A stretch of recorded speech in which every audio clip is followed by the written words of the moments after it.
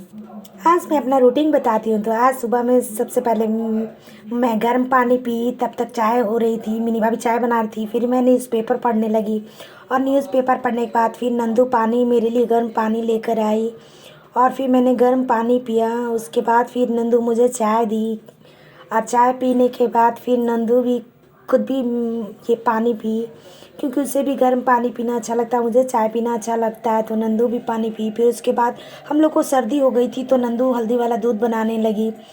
तो हल्दी वाला दूध बनाते बनाते फिर नंदू बोली कि देखो हल्दी वाला दूध पियो, क्योंकि सबका गला ख़राब हो गया, देख सकते हैं मेरी आवाज़ भी अभी भारी है। तो हल्दी वाला दूध बनाने लगी नंदू। और हल्दी वाला दूध बनाने के बाद हम लोग के लिए जो कप एक दिन दिखाई भी थी कि कप लाया गया हम लोग के लिए, देख सकते हैं यही कप था।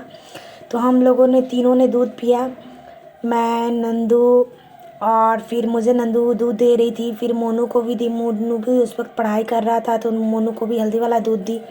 फिर च्यवनप्राश दी, क्योंकि गला बहुत ख़राब हो रहा था तो बोली कि लो थोड़ा सा च्यवनप्राश खा लो। तो मैं च्यवनप्राश खाने लगी और च्यवनप्राश खाने के बाद फिर नंदू मुझे दूध कही कि पी लो, उससे अच्छा रहता है गला, गला ठीक हो जाएगा, क्योंकि ठंड से।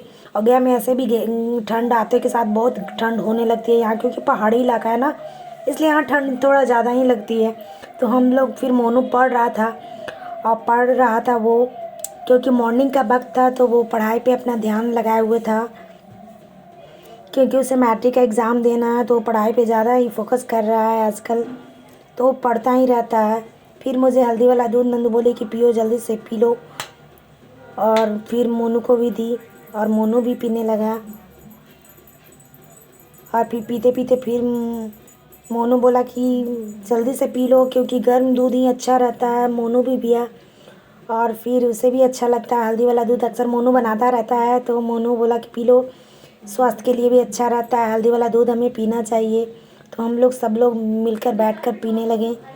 और फिर उसके बाद देख सकते हैं मैं किस तरह का दूध पीती हूँ बिना चीनी डाले नहीं, हल्का सा उसमें चीनी भी मैं बोली कि डाल देना नंदू, तो नंदू ने चीनी डाल दिया था। तो फिर नंदू बोली कि ठीक है, फिर नंदू भी पीने लगी, देख सकते हैं नंदू भी पीने लगी। फिर हम लोग बैठ के पीने लगे और फिर मोनू ने मैगी बनाया, नंदू मोनू मिलकर फिर हम लोगों ने मैगी खाया। और मैगी खाने के बाद फिर मैगी टेस्टी बना था, क्योंकि मोनू और नंदू दोनों मिलके बनाया था, तो मैगी टेस्टी बना था, तो वो लोग खाने लगे। फिर मोनू स्कूल के लिए रेडी हो गया, उससे 8 बजे तक स्कूल जानी होती है तो ठंड के दिनों में, तो वो रेडी हो गया स्कूल जाने के लिए। फिर मैं भी तैयार होकर फिर मैं भी पढ़ाई के लिए बैठ गई, क्योंकि मैं भी जानते हैं टीचिंग का प्रिपरेशन कर रही हूँ, तो मैं भी पढ़ाई के लिए बैठ गई। अभी फ़िलहाल स्कूल नहीं जा रही हूँ, क्योंकि मम्मी का जब से हुआ है तब से मैं स्कूल छोड़ चुकी हूँ, मैं प्राइवेट ही अभी टीचर हूँ। तो मैं सिर्फ शाम को कोचिंग चलाती हूँ, कोचिंग का भी कुछ पार्ट मैंने आपको दिखाया है। आज भी ब्लॉग में कोचिंग का लाऊंगी और आपको दिखाऊंगी किस तरह मैं बच्चों को पढ़ा